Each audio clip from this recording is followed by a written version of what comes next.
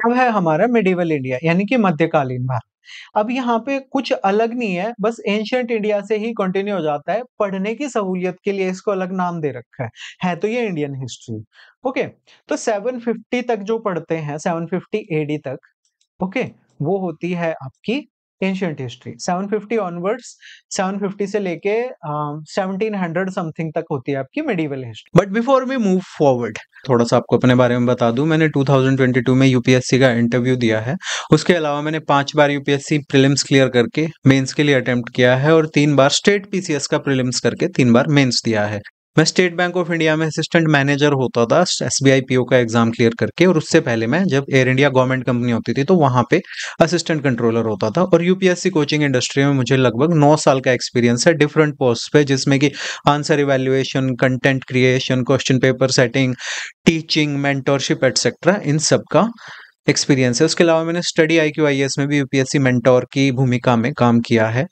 ये बाकी एग्जाम थे जो मैंने क्लियर किए हैं, आप इनको पॉज करके देख सकते हैं, ज्यादा टाइम नहीं वेस्ट करेंगे। Let's move forward. तो इसमें सबसे पहले हम देखेंगे अर्ली मिडिवल इंडिया में मेजर डायनेस्टीज कौन से, डायनेस्टीज मतलब कौन कौन से राजा थे। तो प्रतिहार किंग्स थे, ओके, जिनको गुज्जर प्रतिहार भी कहते हैं, जिनमें राजा भोज होते थे। बंगाल में होते थे पाल किंग, जिनको इंग्लिश में थोड़ा मुंह टेढ़ा करके पालास बोल देते हैं, ओके, 8 से 11 सेंचुरी में। और एक होते थे सेना, ये थोड़ा बाद में आए थे 11 सेंचुरी के बाद, ये भी बंगाल में होते थे। और एक ट्राइपार्टेड कॉन्फ्लिक्ट मतलब कन्नौज का एरिया होता है, उसको लेके 3 किंगडम्स की आपस में हमेशा लड़ाई रहती थी। ठीक है, कभी इसने जीत लिया कभी इसने, तो उसको कहते हैं ट्राइपार्टेड कॉन्फ्लिक्ट। इसके बारे में आपको पता होना चाहिए। फिर राजपूत कब आए, फिर साउथ इंडिया में देखें तो पल्लव डायनेस्टी शुरू हुई, चालुक्य शुरू हुए, राष्ट्रकूताज कहते हैं, वैसे राष्ट्रकूत है ये, बट इंग्लिश में राष्ट्रकूताज। फिर उस टाइम पे फ्यूडलिज्म यानी कि राजा अपने सेनापतियों को जमीन दे देता था कि इस जमीन में तुम मौज करो, टैक्स इकट्ठा करो, जब मेरे को जरूरत हो फौज लेके आ जाना, और मेरे यहाँ पे साल में दिवाली, दशहरा और इस टाइप के इंपॉर्टेंट ओकेजन्स पे आके एक बार नमस्ते करके जाया करो और गिफ्ट्स लेके आया करो, और साल का टैक्स देते रहा करो। वो होता है फ्यूडलिज्म, सामंतवाद शायद। ठीक है, ओके होगा। हाँ, तो फ्यूडलिज्म इस टाइम में शुरू हुआ। उस टाइम की एडमिनिस्ट्रेशन कैसी थी, एंशिएंट इंडिया से क्या-क्या चेंजेस आए, अभी टैक्स थोड़ा ज्यादा हो गया, इस टाइप की चीजें थी। फिर इंडियन सोसाइटी एंड कल्चर में क्या-क्या चेंजेस आए इस टाइम में, वो हमको देखना है। और फिर इस टाइम की इकोनॉमी देखनी है, कैसे ट्रेड जो है वो कम हुआ। ओके, फिर हम चलते हैं साउथ इंडिया में। साउथ इंडिया में इस टाइम पे हमारे जो बिल्कुल डोमिनेंट थे वो थे चोल किंग्स, बट हम बाकी किंग्स को भी देखेंगे। क्या आपको ये दिखाई दे रहा है ना साफ साफ? ओके, तो चोला रूलर्स हैं, उनकी हिस्ट्री और पॉलिटिकल जो भी उन्होंने मतलब किसके बाद कौन किंग आया, उसने क्या-क्या करवाया, ये सब चीजें देखेंगे। एडमिनिस्ट्रेशन बहुत इंपॉर्टेंट है क्योंकि इस पे क्वेश्चंस आ गए हैं, और क्वेश्चंस इसलिए आते हैं क्योंकि इनकी एडमिनिस्ट्रेशन जो है ना, वो विलेज सेंट्रिक होती थी। उसमें विलेजेस को काइंड ऑफ ऑटोनॉमी प्राप्त थी, तो उर, नाडु इस टाइप के कॉन्सेप्ट होते थे। टेम्पल्स जो होते थे ना, वो एजुकेशन सेंटर, पॉलिटिकल सेंटर सब कुछ होते थे। तो ये बहुत इंपॉर्टेंट हो जाता है, इसीलिए इनकी सोशियो इकोनॉमिक लाइफ भी पढ़नी बनती है। आर पास्ट्स में बहुत अच्छे से बताया हुआ है। अब इसके बाद है आपका एजुकेशन एंड लिटरेचर उस टाइम पे, जो कि संगम लिटरेचर वगैरह हमने पहले भी देखी थी, और इस टाइम में क्या डेवलपमेंट हुए वो हूँ। अब केरला में होते थे चेरा किंग्स, और यादव डायनेस्टी होती थी महाराष्ट्र में औरंगाबाद के आसपास, देवगिरी जो है उस एरिया में, जिसको अब दौलताबाद कहते हैं। और इनके कॉन्टैक्ट्स क्या-क्या होते थे साउथ ईस्ट एशिया के साथ, वो हमको देखना है। ओके, फिर इसके बाद आती है आपकी मुस्लिम इन्वेजन शुरू होती हैं, जो कि अरब से शुरू होती हैं पहले, यानी कि सऊदी अरेबिया की तरफ से, और सिंध पे होती है। फिर आता है सेंट्रल एशिया यानी अफगानिस्तान के ऊपर वाले एरिया से, पहले महमूद गजनी, देन महमूद गोरी, इनके बारे में। फिर इंडियन डायनेस्टीज कमजोर होती हैं, तो ये जो मुस्लिम इन्वेडर्स आए थे, ये दिल्ली पे अपना राज शुरू कर लेते हैं 1106 से। इसी टाइम में महमूद ऑफ गोरी, जस्ट अ सेकेंड, हाँ, जस्ट महमूद ऑफ गौरी, इन्हीं के मतलब इसी पीरियड में आते हैं पृथ्वीराज चौहान।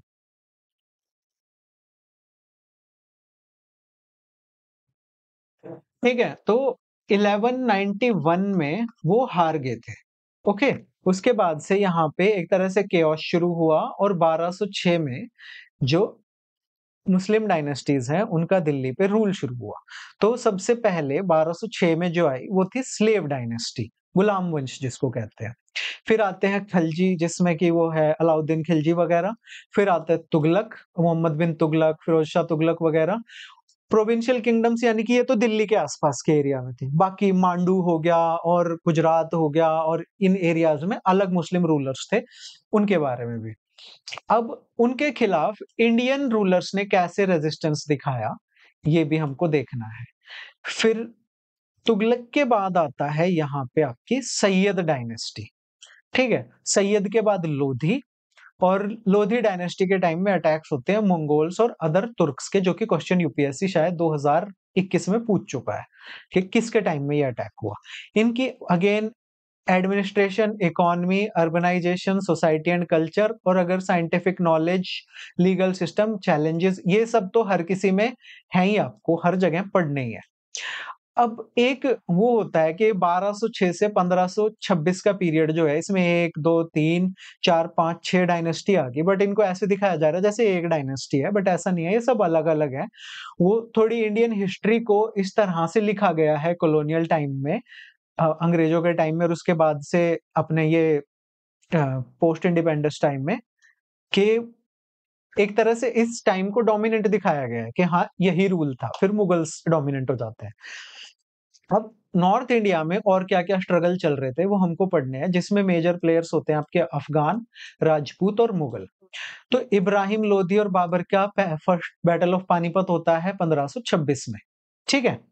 फिर उसके बाद बाबर को क्या-क्या प्रॉब्लम आती है बैटल ऑफ पानीपत के बाद, महाराणा सांगा से उस लड़ाई होती है उसकी, और ये सब चीज़ें हैं, इतना आजकल आई थिंक यूपीएससी जाएगा नहीं इनमें, क्योंकि गवर्नमेंट चेंज हो रही है, कल्चर चेंज हो रहा है। बट ये हिस्ट्री का पार्ट है कि बाबर के कंट्रीब्यूशन, हुमायूँ और ये बहादुर शाह वगैरह-वगैरह, गुजरात कैंपेन, इतना डीप में जाने की ज़रूरत नहीं है। बस जो आपको बुक में दिया हुआ है वो पढ़ लो, पीवाईक्यूज़ देख लो, इतना पूछेगा नहीं यूपीएससी इससे अब। फिर बीच में शेरशाह सूरी आया था, थोड़े दिन उसने पंगे करे थे, जीटी रोड बनवाया, नए टाइप के सिक्के चलाए, तो थोड़ा उसकी चीज़ें होती हैं। तो हो सकता है उसकी कल्चरल कंट्रीब्यूशंस के बारे में पूछ ले, बट ऐसे डायरेक्ट कुछ नहीं होगा। फिर सेकंड बैटल ऑफ पानीपत होता है, मुगल एम्पायर वापस एस्टेब्लिश होता है अकबर के थ्रू। तो ये अकबर के बारे में पढ़ना बता रखा है, बट सिर्फ रिलीजियस पॉइंट ऑफ व्यू से अगर कुछ आ गया क्वेश्चन, स्टेट पीसीएस खास करके दीवाने होते हैं कि हाँ, सुलह कुल कब हुआ और ये कब हुआ, वो कब हुआ। यूपीएससी इतना इनके प्रेम में पागल नहीं है। पूछेगा तो रिलीजियस वो पूछ लेगा कि हाँ, वो मतलब अकबर की रिलीजियस टॉलरेंस के बारे में। बट वो भी आई डोंट थिंक कि टाइम बहुत चेंज हो गया है। अब ये 10 साल पहले तो ये क्वेश्चन पूछ लेते थे, बट अभी मुश्किल है। हाँ, अकबर के ये जो थे ना सिस्टम, जो ये land revenue system, दसाला system, मनसबदारी system, ये रिसेंटली पूछा था, ये पूछ सकते हैं, सो पढ़ लेना। ये अकबर की रिलीजियस व्यूज़ हैं, दीन-ए-इलाही और जज़िया माफ़ कर दिया और इबादत खाना में डिबेट करा और ये सब चीज़ें हैं। उलेमा से यानी कि रिलीजियस जो इस्लामिक रिलीजियस जो लीडर्स थे, उससे कैसे रिलेशन थे, ये सब चीज़ें हैं। आई डोंट थिंक ये इतना रेलेवेंट अब रह रहा है। अब यहाँ पे एक और चीज़ आ गई कि मुगल्स और डेक्कन 1657 ऑनवर्ड्स, यानी औरंगज़ेब का टाइम है, आई थिंक ये औरंगज़ेब का है। हाँ, 1707 में मर गया था ना औरंगज़ेब। ये तो शाहजहाँ का या उसी टाइम का होना चाहिए। तो डेक्कन में कौन-कौन से स्टेट्स थे? बीजापुर, अहमदनगर, ये सब होते हैं, ठीक है? तो ये इसलिए इम्पोर्टेंट हो जाते हैं क्योंकि इनकी लड़ाई हुई थी उससे, हाँ, अरे कौन, रुको-रुको बताता हूँ, बहुत इम्पोर्टेंट है। विजयनगर एम्पायर से। तो ये वहाँ की जो ये बेराड़ और ये सब जो अहमदनगर और ये गोलकोंडा, बीजापुर, ये थोड़े इम्पोर्टेंट हो जाते हैं। आपको ज्योग्राफिकली पता होनी चाहिए कौन-सा कहाँ-कहाँ था, ठीक है? और उसमें कौन-सी डायनेस्टी थी। इसके अलावा इतना इसका कोई महत्व नहीं है। फिर ये जहांगीर-वहांगीर, शाहजहाँ-वाहजहाँ ये आ गए हैं, तो ये आर्ट एंड कल्चर में थोड़ा इम्पोर्टेंट हो सकते हैं। हिस्ट्री के इससे आई डोंट थिंक ये ज़्यादा इम्पोर्टेंट है, यहाँ पे कोई क्वेश्चन आएँगे। Okay? Are you busy? No, no, no. हाँ, अब मुगल एम्पायर गिरता है और मराठास का राइज़ होता है, तो यहाँ से छत्रपति शिवाजी महाराज से रिलेटेड क्वेश्चन आ सकते हैं। ओके, ट्रीटी ऑफ पुरंदर और उनकी आगरा विज़िट, फिर औरंगज़ेब का डेक्कन इन्वेजन जो था, मराठास की डेक्कन में मुगल्स के साथ जो मुठभेड़ चलती रहती थी, फिर औरंगज़ेब की ऐसी मतलब लंका लग गई थी मराठास से लड़ते-लड़ते कि उसके पास जागीरदारी क्राइसिस मतलब स जो उसके सेनापति वगैरह थे, उनको देने के लिए जागीरें ही नहीं बची थी। तो इस टाइप की चीज़ें होनी शुरू हो गई थी। मराठास के बारे में आपको पढ़ना है, बहुत मतलब इम्पोर्टेंट हो गया है क्योंकि न्यूज़ में रहता है।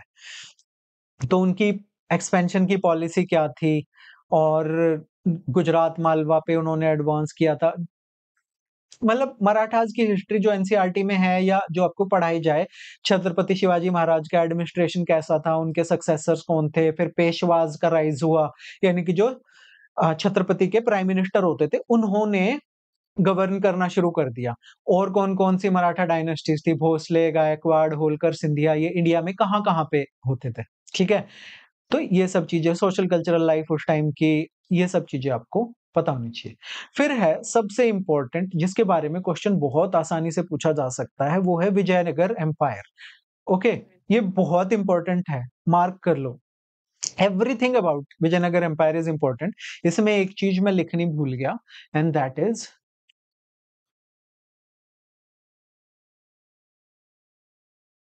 Foreign travellers.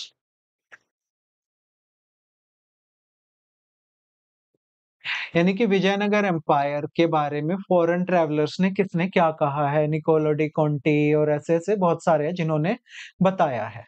ओके, फिर मेडिएवल इंडिया में ही रीजनल स्टेट्स कौन-कौन से थे? जैसे कहीं पे जाटों का साम्राज्य होता था, कहीं पे अ, हैदराबाद ने अपनी अलग निकाल ली थी, राजपूतों के स्टेट होते थे, सिख्स ने भी अपना अलग वो बना लिया था, तो वो सब के बारे में कौन-कौन लीडर थे, क्या-क्या कंडीशन थी, वो सिचुएशन आती है।